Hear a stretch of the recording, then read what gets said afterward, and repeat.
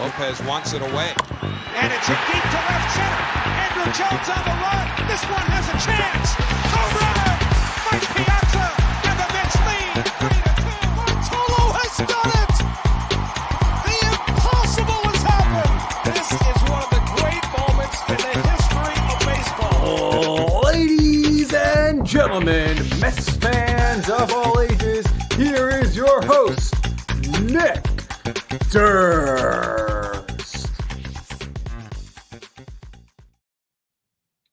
Hello, Mets fans. Welcome back to another edition of Bleav in the Mets, right here on the Bleav Podcast Network, and of course, on the awesome Bleav in the Mets YouTube channel. I am your host with the most discussed right now in the Mets, Nick Durst. And right now, folks, the offseason is coming to an end. Spring training, it's in the air. Can you feel pitchers and catchers reporting? The excitement, the anticipation. No excitement from me. No anticipation from me. I'm very worried about this Mets season. I don't think they're going to be in the playoffs like David Stearns is suggesting. I hope I'm wrong. I just don't see it with this current roster. Hope I'm wrong, but I just don't see it with this current roster. And I hate to break it to you folks that the 2024 Mets roster, it is now set in stone pretty much. Maybe some more minor moves, a couple of minor leaguers or whatnot, but this week proves that the Mets, their roster is set unless something drastic happens or their free agent market crashes or whatnot. Let's start with this. Justin Turner, he's not a Met. Would have been a great Met to come back as the Mets. He goes to the Blue Jays. He gets a one-year deal. It's over $10 million, though. So that's the problem because the Mets only accounted for $10 million left in the offseason, according to Andy Martino, on their budget in order to sign free agents. And they have a lot of holes. And if they can't get a DH, then I guess they're going to move other positions. But they don't get Justin Turner, which you might say, oh, no big deal. I want Soler. I want JD Martinez. They're going to command the same amount of money as Justin Turner. Around the same ballpark. Turner had more at-bats last year than those two players, but not as many home runs. The Mets need power, of course. So I don't know what the JD Martinez market's looking like. I don't know what the Jorge Soler market's looking like. The Mets, they could have had Turner. I said a few weeks ago they should have got Rhys Hoskins. They didn't get him. And now they're looking at a situation here where they're going with Mark Vientos at DH and DJ Stewart. Got to see what they can do. I don't know how that platoon's going to really work because Stewart, he's a lefty, but he obviously hits righties better, of course, because he faced them more. And you saw a platoon of Vientos who could go against lefties. Vientos, if you look at his splits, he actually hits a lot better against righties. So you got two guys there who are good against the righties, and they're going to platoon somehow at DH. I don't know how it's going to work out. I don't really know. I don't have much confidence in that in Mark Vientos this season. We talked about it last week with Mark Simon for Sports Info Solutions. Enough about the exit velo talk. It doesn't mean anything. It's all about the batting average and the power numbers and the on-base percentage. And so far, he hasn't been given the opportunity, Mark Vientos, to play that much. But I don't know. I haven't seen any flashes that make me think that he's going to be able to do it on the big league level other than this past year where he came up, he hit a home run in his first game. And that was that. So who knows as far as that's concerned, if that's going to work out. But you also turned on him back. He's a Blue Jay. Good signing for the Blue Jays. The Mets, they still need DH. Go get Soler. Go get Martinez on a one-year deal. I'm hearing, maybe they'll get in on Brandon Belt. I mean, I don't know why you get him. He's a lefty. I would like to. I'm fine with Stewart getting the lefty at bats, but if you're going to just stick with a platoon, so I don't know. But Belt's not an everyday DH, I don't think. So he's not a Met, and that's a shame. Who is a Met though is Jake Diekman.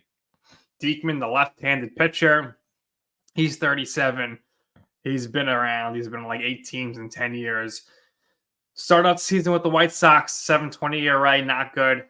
Ended up with the Rays, 50 games, an ERA, very low, below 3. So you got to hope that's the pitcher you're getting.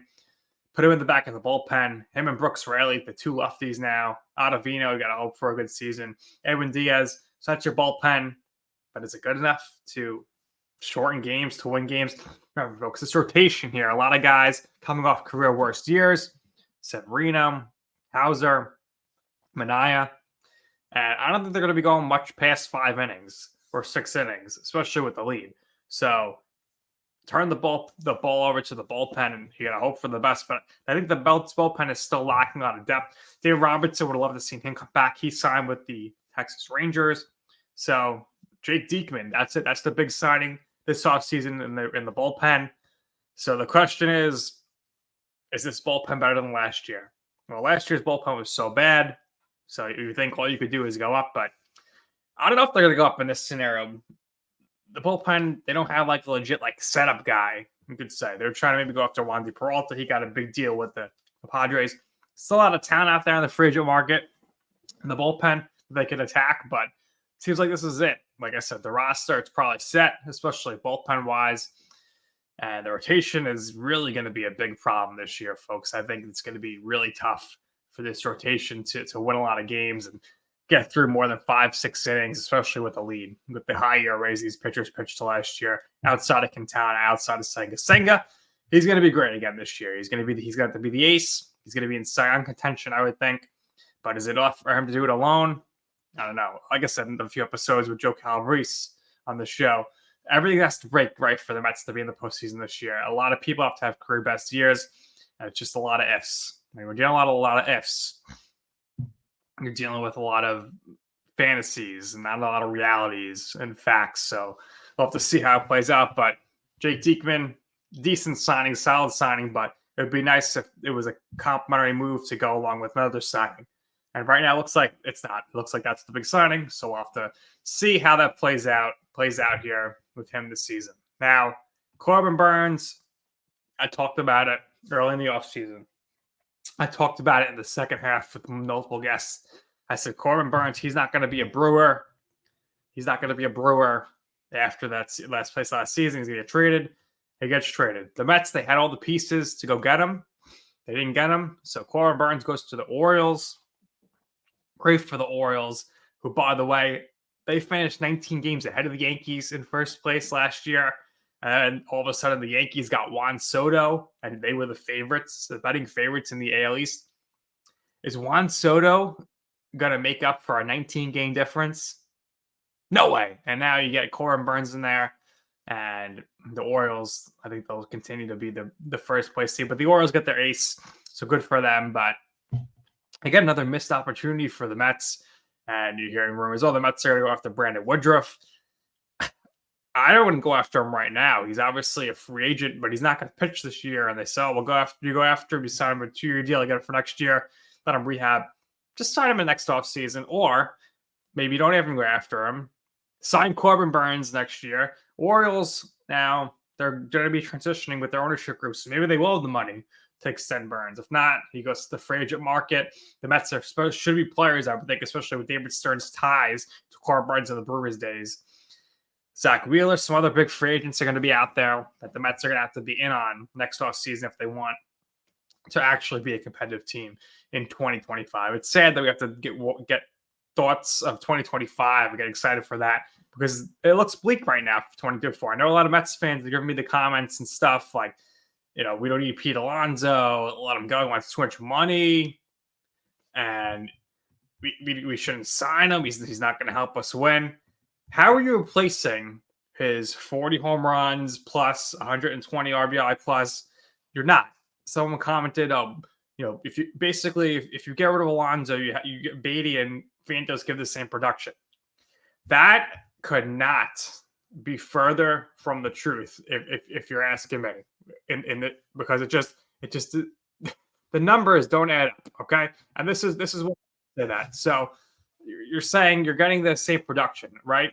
You're really not, though, because the production right now, you're getting the production from all three of them.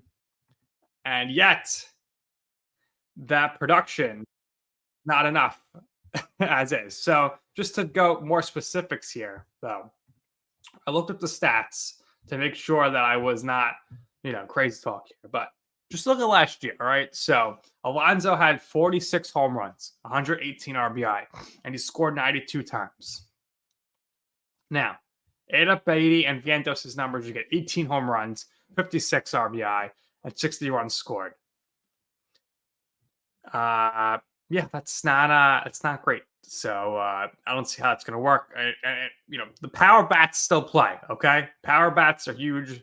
The winning teams, they're always led by power. 2022, Yordan Alvarez, he had 37 home runs. He won the World Series, and then they were going against Kyle Schwarber and the Phillies. He had 46 home runs. 2021, out of Duvall had 38 home runs for his team, the Braves. So power plays, and you need a lot of power, and that's the way you win games. And right now, the only power the Mets have is Alonso. So hopefully he's here long term, because I don't think they're going to be better without him in any scenario. And speaking of not being better without a player, Travis d'Arnaud, he hates the Mets. Can you blame him for saying the team he hates the most is the Mets? This team, one of the main reasons in 2015 they go to the World Series. Remember that home run into the apple? I mean, that's the top of my brain. I always think about that every day. Oh, what could have been? And then a few years later, he gets hurt. They give him 6 at-bats. They cut him. He's cut. He goes to the Rays and is incredible. Then next year, he's with the Braves. He's winning the World Series. He's a Mets killer now. A Mets killer. And that's what the Mets get. Bad karma. Because d'Arnaud, he should have still been a Met. Imagine him and Alvarez. What could have been? And all those years, we got to deal with Tomas Nido and couldn't really get any hits. And d'Arnaud, he's raking. He's one of the best hitting catchers in the league. No doubt about that. So, Travis, I miss you. I thought you were a great Met. I thought the ending was bad as how the Mets got rid of you. And I have no issue as a Mets fan with Travis d'Arnaud, who was wrong by the Mets, saying he hates the Mets. That's it. That's going to do it for this episode of Bleav in the Mets. Make sure you are liking and subscribing and commenting to the YouTube channel so you never miss an episode. At BLEAVINTHMETS, Mets. And like, subscribe, never miss a video. Of course, make sure you follow us on all social media platforms at the same BLEAVINTHMETS, Bleav in the Mets. I am on X, aka Twitter, at Nick_Durst, and I am on Instagram at Nick's Food and Stuff. Let me know what you thought of this episode. Let me know what you thought of my thoughts. Leave a comment, send me a tweet, whatever you want to do. Happy to engage, like the community we're building here and Bleav in the Mets. And until next time, everybody, let's hope for the best and let's go Mets.